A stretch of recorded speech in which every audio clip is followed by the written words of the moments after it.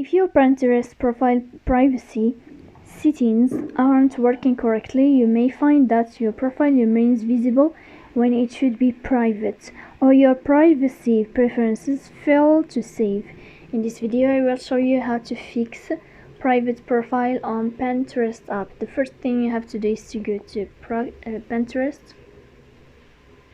In this page, you will find this sign of your profile. You will tap on your profile here.